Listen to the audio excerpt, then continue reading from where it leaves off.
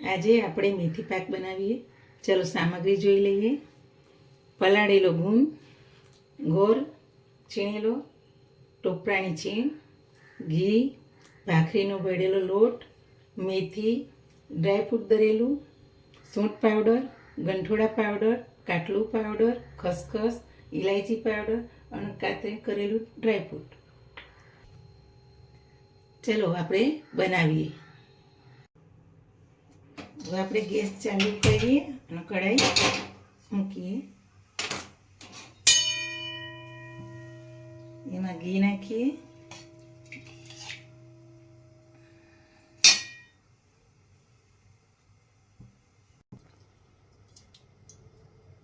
ઘી આપણું ગરમ થઈ ગયું. હવે આપણે એની અંદર લોટ નાખીશું.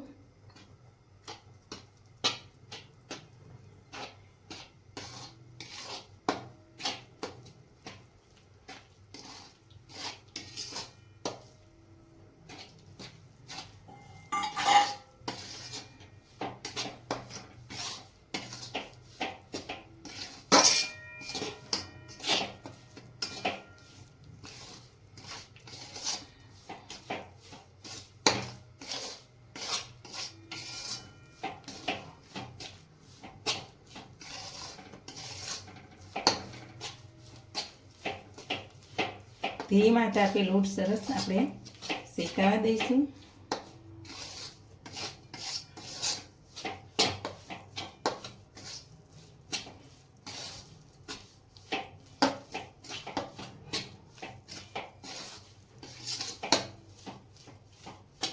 આપણે 300 ગ્રામ મેથી લીધી. આ રીતે 300 ગ્રામ લોટ લીધો છે. એની સામે ગોળ આપણે 600 ગ્રામ ગોળ ને 600 ગ્રામ જેવું ઘી જશે.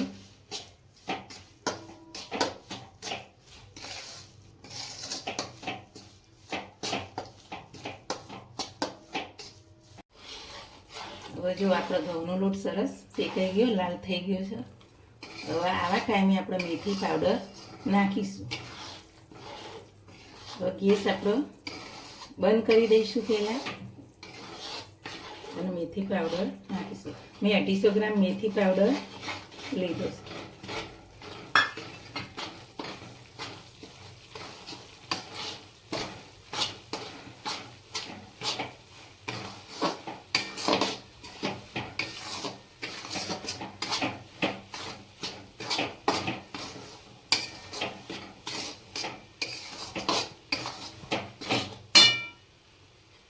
આવા ટાઈમે આપણે ટોપરાની છીણ પણ નાખી દઈશું એટલે શેકાઈ જાય સરસ અંદર.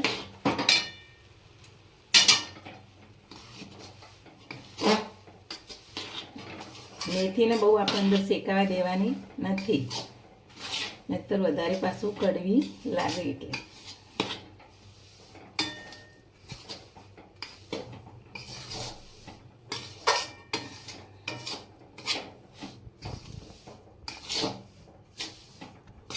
હવે આપણે ગેસ ચાલુ કરીએ.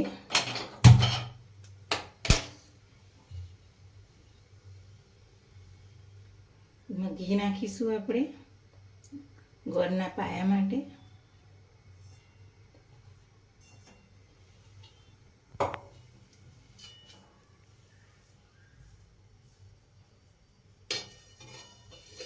હવે ઘી ઓગળી જશે. હવે ગોળ નાખીશું. 700 ગ્રામ જેટલો ગોળ નાખીશું. તો મેથીના હિસાબે થોડો ગોળ આપણે ચડિયાતો નાખવો પડે. આનો પાયો નથી કરવાનો, આપણે ગોળ ખાલી ઓગાળવાનો છે. ગોળ ઓગળી જાય એટલે પછી બધા મસાલા કરીએ.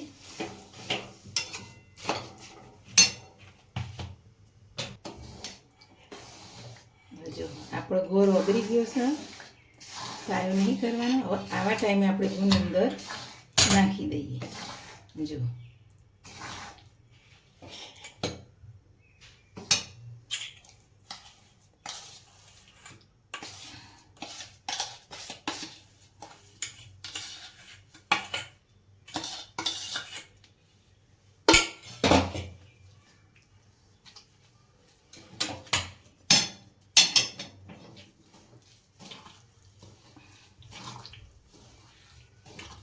ગુંદ નાખીને આવી રીતે હલાવી દઈએ એટલે ગુંદમાંથી પણ ઘી સરસ છૂટું પડી જાય.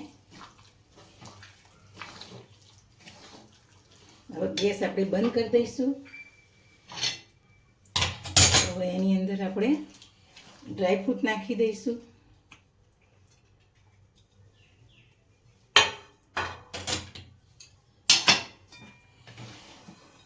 બધું મિક્સ કરી દઈશું.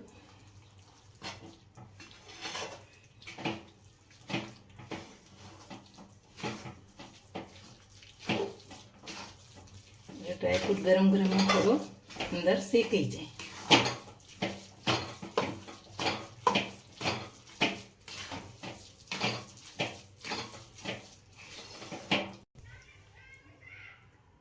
હવે આપણે સૂંઠ પાવડર નાખીશું 3 ચમચી જેટલો.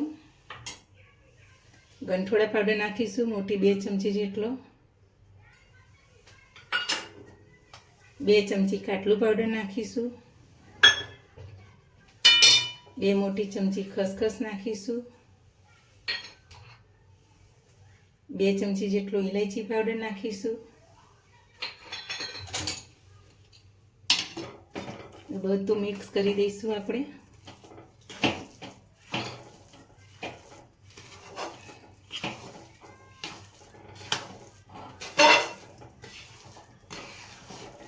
આ બધું આપણે મોટી કઢાઈમાં નાખી દઈશું અંદર.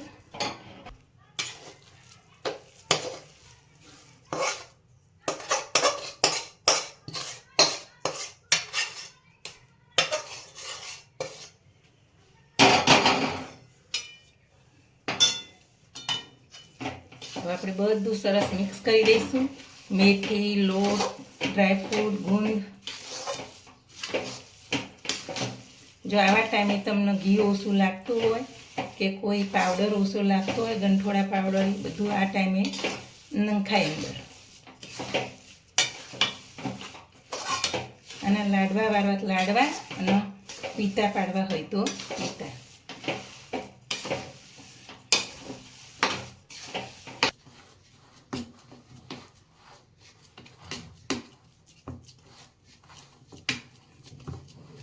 આ રીતના ચાસમાં પાથરી દેવાનું. પછી વાટકીની મદદથી આ રીતે દબાઈ દેવાનું.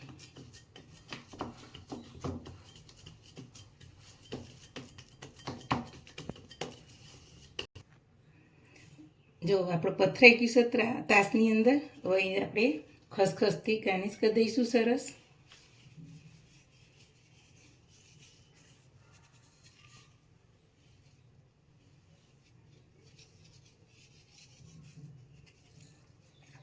ડ્રાય ફ્રૂટથી આપણે ગાર્નિશ કરી દઈશું સરસ.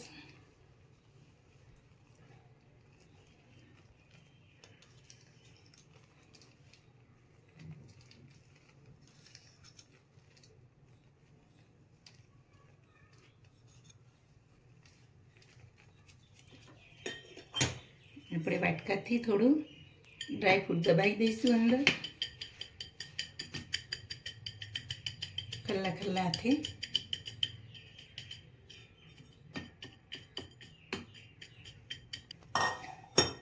આપણે અડધો કલાક આવી રીતે રહેવા દઈશું ઠંડુ થવા માટે. પછી ચપ્પાની મદદથી કાપા કરીશું.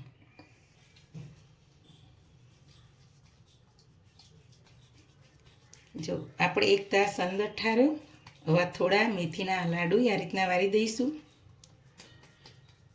જો હવે એને ખસખસથી આપણે આ રીતના કોટ કરી દઈશું. જો અને આપણે થાળીમાં આ રીતના બધા લાડવા આપણે વારી દઈએ અને ખસખસ લગાવીને થાળીમાં મૂકીએ.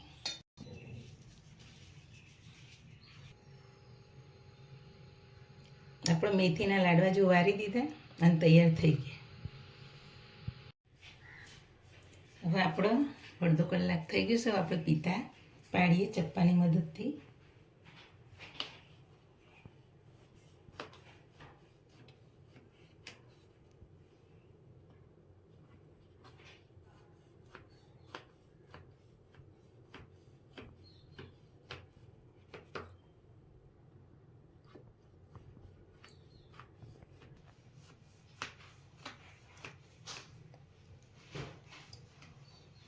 તમારે ચોસલા ગમે તે સાઈઝના પાડવા હોય એ પાડી શકો. ચોરસ, ડાયમંડ શેપના, નાના મોટા. આપણો મેથી પાક હવે તૈયાર થઈ ગયો છે. જુઓ સરસ મજાનો. મારી આવી અવારનવાર વાનગી જોવા માટે મારી ચેનલને લાઈક કરજો, શેર કરજો અને સબસ્ક્રાઈબ કરજો.